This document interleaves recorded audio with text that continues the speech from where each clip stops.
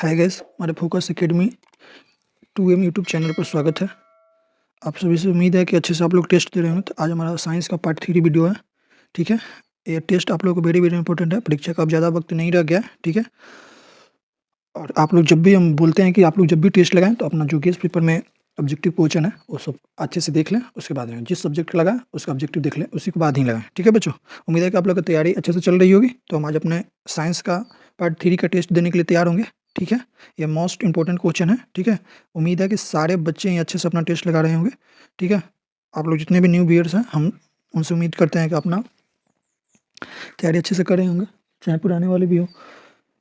आप ज़्यादा से ज़्यादा बच्चों में शेयर कीजिए, ठीक है। नए बच्चों को सब्सक्राइब करवाइए, ठीक है, क्योंकि ये टेस्ट वेरी वेरी इंपॉर्टेंट है बच्चों। आप लोगों की तैयारी में बहुत बूस्टर की तरह काम कर देगा, ठीक है बच्चों। लगा कर जाइए, उसके बाद फ़ायदा आपको समझ में आएगा। परीक्षा हॉल में बैठिएगा तब बुझाएगा, ठीक है बच्चों, कि ये टेस्ट क्या है, ठीक है। तो आप लोग आज हम टेस्ट का पहला प्रश्न स्टार्ट करेंगे, ठीक है बच्चों। पार्ट 3 है साइंस का। साइंस का जो पहला प्रश्न स्टार्ट करेंगे, सभी बच्चों से उम्मीद है कि अपना टेस्ट देंगे, ठीक है बच्चों। तो चलते हैं, माता सरस्वती के नाम लेते हैं, अपना टेस्ट स्टार्ट करते हैं, ठीक है। आज का पहला प्रश्न है, पौधे में जनन अंग कहाँ पाए जाते हैं? जड़ में, पुष्प में, तना में, फल में? बताएंगे। सभी बच्चे इस प्रश्न का आंसर देंगे, क्या होगा? पौधे में जनन अंग कहाँ पाए जाते हैं? सभी बच्चे इसका आंसर देंगे, क्या होगा? 1 नंबर प्रश्न का आज का हमारा पहला प्रश्न है, ठीक है बच्चे। पौधे में जनन अंग पुष्प में पाए जाते हैं, ठीक है बच्चों, आप लोग याद रखेंगे। चलते हैं अगले प्रश्न की ओर। दूसरा नंबर प्रश्न, इस प्रश्न का आंसर देंगे सभी बच्चे। प्रकाश संश्लेषण की क्रिया होती है जंतुओं में, कवकों में, परजीवियों में, हरे पौधों में? बताएंगे। इस प्रश्न का आंसर क्या होगा? प्रकाश संश्लेषण की क्रिया होती है, ठीक है बच्चों, बताएंगे। प्रकाश संश्लेषण की क्या क्या जरूरी है? CO2, जल, ठीक है। बताएंगे इस प्रश्न का आंसर क्या होगा?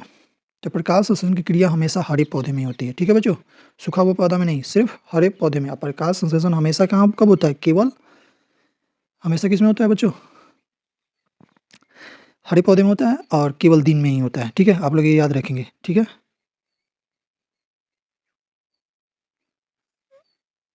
केवल दिन में ही होता है, ठीक है। चलते हैं अगले प्रश्न की ओर। बताएंगे प्रकाश संश्लेषण क्रिया में ऑक्सीजन किस प्रकार से बाहर आता है? बताएंगे। प्रकाश संश्लेषण की क्रिया में ऑक्सीजन किससे बाहर निकलता है? जल से, ग्लूकोज से, CO2 से, या डिक्टियोसोम से? बताएंगे। 3 नंबर प्रश्न का आंसर क्या होगा? 3 नंबर प्रश्न का आंसर बताएंगे, क्या होगा? तो आप लोग जानते ही होंगे इसका रासायनिक सूत्र क्या होता है? H2O। तो हाइड्रोजन जब गर्म करते हैं, जब प्रकाश संश्लेषण होता है, तो उसमें ये अपना ऑक्सीजन थी ग्लूकोज की में हो जाता है, और बच जाता है हमारा O2। तो ये जल के रूप में भी बाहर आता है, ठीक है। तो कैसे निकलता है? जल से, ठीक है बच्चों। चलते हैं अगले प्रश्न की ओर। जठर ग्रंथियां कहाँ पाई जाती है? यकृत में, अमाशय में, अग्नाशय में, या मुंह में? बताएंगे बच्चों। जठर जठर जठर कहाँ पाया जाएगा बच्चों? बताएंगे। 4 नंबर प्रश्न का आंसर देंगे सभी बच्चे, क्या होगा? तो इसका आंसर होगा ऑप्शन नंबर बी, अमाशय में। अमाशय यानी पेट, हम लोग अपने बोलचाल की भाषा में, ठीक है बच्चों। चलते हैं अगले प्रश्न की ओर। ग्लाइकोलिसिस की प्रक्रिया संपन्न होती है स्टोमोटा में, केंद्रक में, माइटोकॉन्ड्रिया में, कोशिका द्रव में? बताएंगे बच्चे। ग्लाइकोलिसिस की प्रक्रिया संपन्न होती है, बताएंगे। 5 नंबर प्रश्न का आंसर क्या होगा? तो ये बच्चों कोशिका द्रव में होता है, ठीक है। चलते हैं अगले प्रश्न की ओर। बताएंगे इथाइल अल्कोहल किस प्रकार के श्वसन से बनता है? बताएंगे। YBA, अYBA, AOB, दोनों, इनमें से कोई नहीं? बताएंगे। 6 नंबर प्रश्न का आंसर सभी बच्चे बताइएगा। 6 नंबर प्रश्न का आंसर सभी बच्चे देंगे। तो बच्चों ये इथाइल अल्कोहल किस प्रकार के श्वसन से बनता है? तो अYBA से बनता है, ठीक है। ऑप्शन नंबर बी, ठीक है। बताएंगे सभी बच्चे सबसे छोटी अंतःस्रावी ग्रंथि कौन है? Adrenal, pituitary, medulla, thyroid? बताएंगे। ये तो गला में होता है, सभी को पता ही है। गला, पिट्यूटरी मस्तिष्क में होता है, सर में होता है, आप लोग याद रखेंगे। ऐसे करो मरो हार्मोन भी बोलते हैं, लरो उरो हार्मोन भी इसको बोलते हैं, लरो उरो हार्मोन भी बोलते हैं एड्रीनल को, ठीक है बच्चे। बताएंगे। मेडुला भी मस्तिष्क से ही संबंधित है, ठीक है। बताएंगे सबसे छोटी अंतःस्रावी ग्रंथि कौन है? बताएंगे सभी बच्चे। इस प्रश्न का आंसर क्या होगा?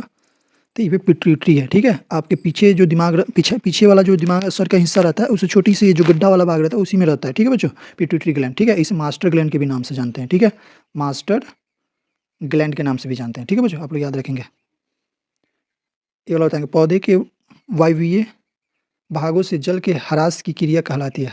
बताएंगे विसरण, वाष्पोत्सर्जन, परागण या निषेचन। बताएंगे बच्चों। 8 नंबर प्रश्न का आंसर सभी बच्चे देंगे। ह्रास मतलब बताएंगे सभी बच्चे। पौधे के वायवीय भागों से जल के ह्रास की क्रिया क्या कहलाती है? तो वाष्पोत्सर्जन कहलाती है। ठीक है बच्चों, चलते हैं अगले प्रश्न की ओर। घेगा रोग पनपता है रक्त की कमी से, चीनी की कमी से, आयोडीन की कमी से या मोटापा से? तो रक्त की कमी से तो एनीमिया रोग होता है, एनीमिया। आपको पता है चीनी से क्या होता है? मधु में होता है, पता ही है। इसमें वसा अधिक हो जाता है तो आपको मोटापा बढ़ने लगता है। ठीक है, तो आयोडीन की कमी से कौन सा होता है?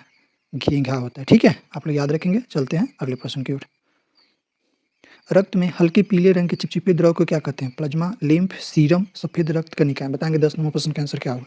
तो रक्त में बच्चों जो हल्का पीले रंग के चिपचिपे द्रव को कहते हैं प्लाज्मा। ठीक है बच्चों, आप लोग याद रखेंगे। रक्त क्या है? एक तरल संयोजी उत्तक है। रक्त तरल संयोजी उत्तक है, आप लोग याद रखेंगे सभी बच्चे। ठीक है,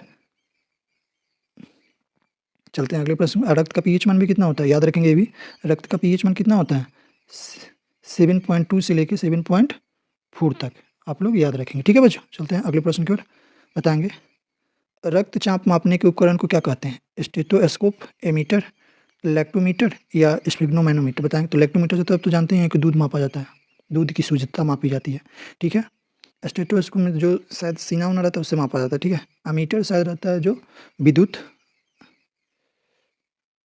विद्युत मापा जाता है। ठीक है, तो जो है ना इसका आंसर होगा बच्चों 11 नंबर प्रश्न का स्फैग्नोमैनोमीटर ही होता है। ठीक है बच्चों, चलते हैं अगले प्रश्न की ओर। बताएंगे वाष्पोत्सर्जन क्रिया पाई जाती है जंतुओं में, पौधों में, पौधों और जंतुओं दोनों में, इनमें से कोई नहीं। 12 नंबर प्रश्न का आंसर सभी बच्चे देंगे क्या होगा? तो वाष्पोत्सर्जन की क्रिया पाई जाती है बच्चों पौधे में केवल। ठीक है, चलते हैं अगले प्रश्न की ओर। बताएंगे निम्नलिखित में किसका खुला परिसंचरण तंत्र पाया जाता है? बताएंगे बच्चों। ऊँट में पाया जाता है, घोड़ा में पाया जाता है, तिलचट्टा में पाया जाता है या मानव में पाया जाता है? बताएंगे। 13 नंबर प्रश्न का आंसर सभी बच्चे देंगे क्या होगा? तो ये तिलचट्टा में पाया जाता है, सभी को पता है। वेरी वेरी सबसे ज़्यादा पूछा जाना क्वेश्चन है ये। ठीक है बच्चों, चलते हैं अगले प्रश्न की ओर। बताएंगे रक्त क्या है? पदार्थ है, उत्तक है, कोशिका है, इनमें से कोई नहीं। अब लोग को हम पहले ही बताए हैं, अभी पिछले तो 3 क्वेश्चन पहले कि रक्त क्या है? एक तरल संयोजी उत्तक होता है। रक्त क्या है? तरल, तरल मतलब द्रव। ठीक है, तरल संयोजी संयोजी उत्तक है। आप लोग को हम पीछे ही बताए हैं। ठीक है, तो ये क्या होगा आंसर इसका? एक उत्तक है ये। चलते हैं अगले प्रश्न की ओर। ये वाला बताएंगे बच्चों। मोम का पीला रंग किस वर्णक के कारण होता है? बताएंगे लिकोप्लास्ट, यूरोक्रोम, क्लोरोप्लास्ट या क्रोमोप्लास्ट। बताएंगे बच्चों। ये जो तीनों है ये पौधा से संबंधित है। ठीक है बच्चों, ऐसे तो तीनों ही कलरे के बारे में थी है। ठीक है, ये चारों जो है कलरे के बारे में, लेकिन मूत्र का पीला रंग किस वर्णक का उदाहरण है? बताएंगे सभी बच्चे। मूत्र का पीएच मान भी आप लोग बता देंगे क्या होता है,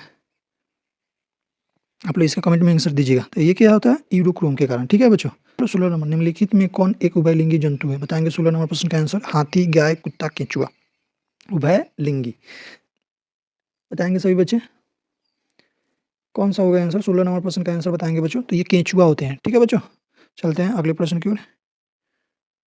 यूरिया रक्त में कहाँ से प्रवेश करती है? वृक्क से, फेफड़ा से, यकृत से, इनमें से कोई नहीं। बताएंगे 17 नंबर प्रश्न का आंसर क्या होगा?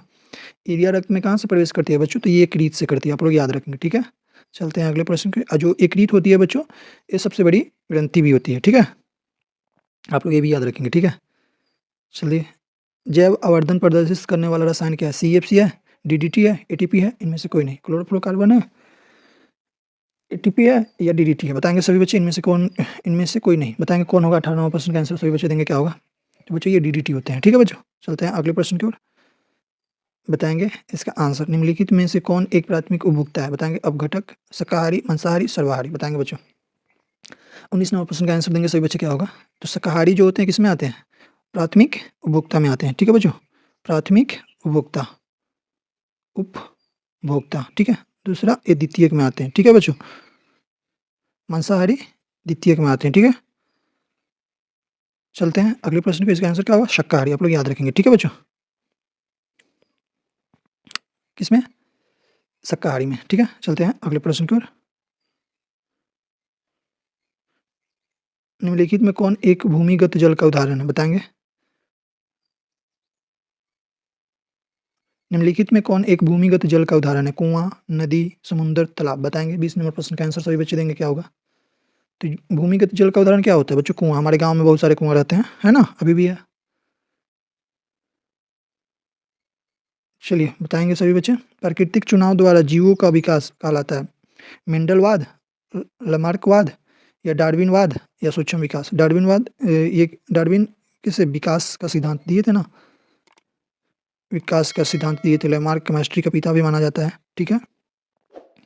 केमिस्ट्री आप लोग याद रखेंगे, ये मेंडल आवर्त सारणी से संबंधित है, ठीक है, आप लोग याद रखेंगे।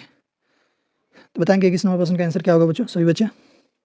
तो ये प्राकृतिक चुनाव का संबंध, ये प्रकृतिवाद का विकास पुस्तक भी नहीं लिखे हैं ये, ठीक है। तो डार्विनवाद से ही संबंधित है, ठीक है। चलेंगे अगले प्रश्न की ओर। बताएंगे सभी बच्चे। हरे पौधे कहलाते हैं उपभोक्ता, अपघटक या उत्पादक। हरे पौधे क्या कहलाएंगे बताएंगे? इनमें से कोई नहीं, कौन हो सकता है बताएंगे? 22 नंबर प्रश्न का आंसर क्या होगा? हरे पौधे क्या होते हैं बच्चों? हमेशा ही उत्पादक होते हैं, ये किसी को थोड़ी ना खाते हैं, ठीक है। हरे पौधे के लोग खाते हैं, लोग नहीं खाते, लोग भी खाते हैं साग सब्जी के रूप में, और जानवर भी खाते हैं, ठीक है बच्चों। चलते हैं, जितने भी प्राथमिक उपभोक्ता होते हैं सब ये इसी पर निर्भर होते हैं, ठीक है बच्चों। चलते हैं अगले प्रश्न की ओर। अंडोत्सर्ग का कारण है एलएच, एस्ट्रोजन, एफएसएच, इनमें से कोई नहीं बताएंगे। 23 नंबर प्रश्न का आंसर क्या होगा, सभी बच्चे बताएंगे? अंडोत्सर्ग का कारण क्या है बच्चों? एफएसएच है, ठीक है। चलते हैं अगले प्रश्न की ओर। बताएंगे बच्चों। लैंगरहैंस की द्वीपिकाएं कहाँ पाई जाती है? अंडाशय में, अमाशय में, अग्नाशय में, वृक्क में। बताएंगे बच्चों 24 नंबर प्रश्न का आंसर क्या होगा? ना ही तो ये अंडाशय में पाए जाएंगे, ना ही ये अमाशय में पाए जाएंगे, ना ही ये वृक्क में पाए जाएंगे, सीधे कहाँ पाए जाएंगे? अग्नाशय में, ठीक है। लैंगरहैंस की द्वीपिकाएं अग्नाशय में पाए जाते हैं। चलते हैं अगले प्रश्न को बताएंगे। थायोक्सिन हार्मोन के संश्लेषण में निम्नलिखित में किसका होना आवश्यक है? बताएंगे, इस प्रश्न का आंसर बताएंगे। किसका होना? आयरन का, मैग्नीज का, ये क्लोरीन का, ये आयोडीन का। बताएंगे सभी बच्चे किसका होना आवश्यक है? थायोक्सिन हार्मोन के संश्लेषण में निम्नलिखित में किसका होना आवश्यक है? बताएंगे आयरन, मैग्नीज या क्लोरीन या आयोडीन। बताएंगे सभी बच्चे। 25 नंबर प्रश्न का आंसर देंगे सभी बच्चे। तो ये बच्चों आयोडीन का होना आवश्यक है, ठीक है बच्चों। इस प्रश्न का आंसर क्या होगा? आयोडीन, ठीक है।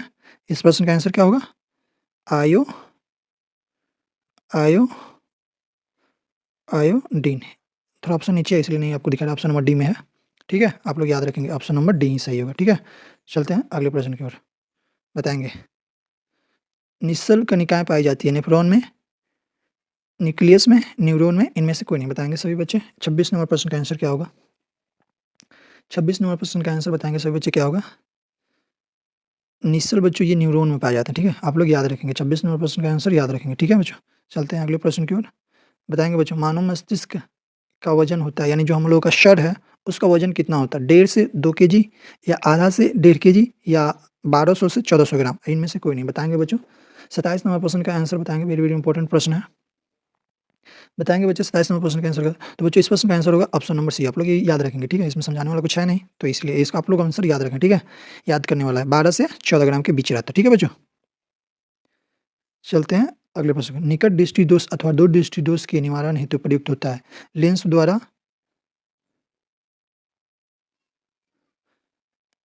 द्वारा बना प्रतिबिंब होता है वास्तविक सीधा, काल्पनिक सीधा, या काल्पनिक उल्टा, और चौथा नंबर ऑप्शन है वास्तविक उल्टा। तो देंगे बच्चों इस प्रश्न का आंसर क्या होगा? सभी बच्चे इसका आंसर बताएंगे क्या होगा?